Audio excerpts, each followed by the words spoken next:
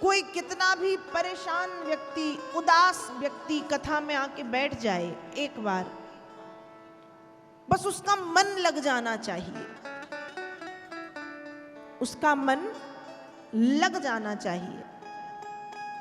और जहां एक बार उसका मन कथा में लगा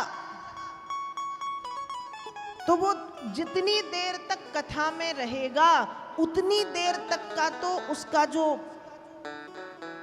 शौक है, उसकी जो सोच विचार है वो बदल जाएगी। वो डूब जाएगा भगवान में लग जाएगा। तो कथा क्या करती है? कहा कथा व्यक्ति के शोक को समाप्त करती, व्यक्ति के जीवन की व्यथा को भगवत कथा मिटा देती है। व्यक्ति के जीवन की व्यथा को भगवत कथा मिटा देती है। इसलिए जब भी भगवत कथा सुनने का अवसर मिले तो इस अवसर को हाथ से जाने नहीं देना चाहिए। सम्राट कर्मयोगी परीक्षित कितने दुखी होंगे।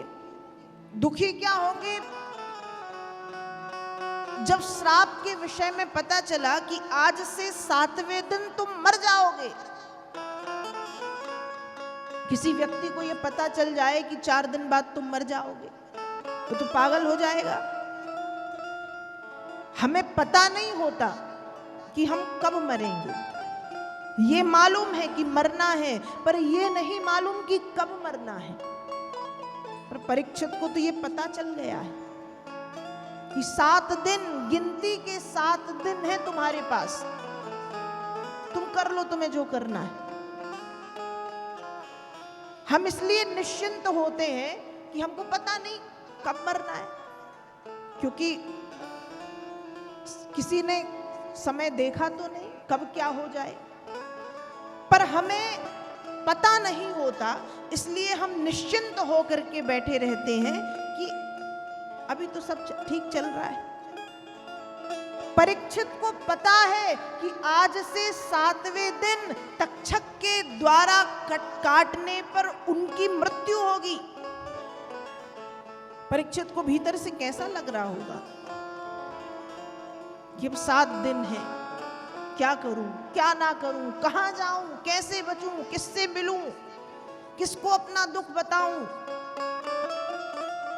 और जब सम्राट कर्मयोगी परीक्षित मां गंगा के तट पर पहुंचे हैं और कल आपने सुना कि सुखदेव जी महाराज जब सम्राट कर्मयोगी परीक्षित को मिले हैं तो सुखदेव जी के चरणों में दंडवत करते ही मानो आधी समस्या परीक्षित की दूर हो गई। और जब सुखदेव जी ने कहा कि तुम 7 दिन मुझे दो, उन 7 दिनों में तुम्हारी मुक्ति, तुम्हारे जीवन की शांति और तुम्हारे सुख की जिम्मेवारी मेरी है।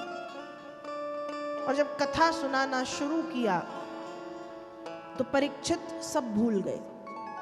परीक्षित भूल गए कि 7 दिन बाद मुझे मरना भी है। ये कथा है। जब भक्त भगवान की कथा में डूब जाता है तो कथा भक्त के शोक को समाप्त कर देती है। उसकी जो विचार हैं, बुरे विचार जो आ रहे हैं लगातार, वो समाप्त हो जाते हैं। मन शांत हो जाता है, मन में शांति आ जाती है, मन भगवान के चरणों में लग जाता है।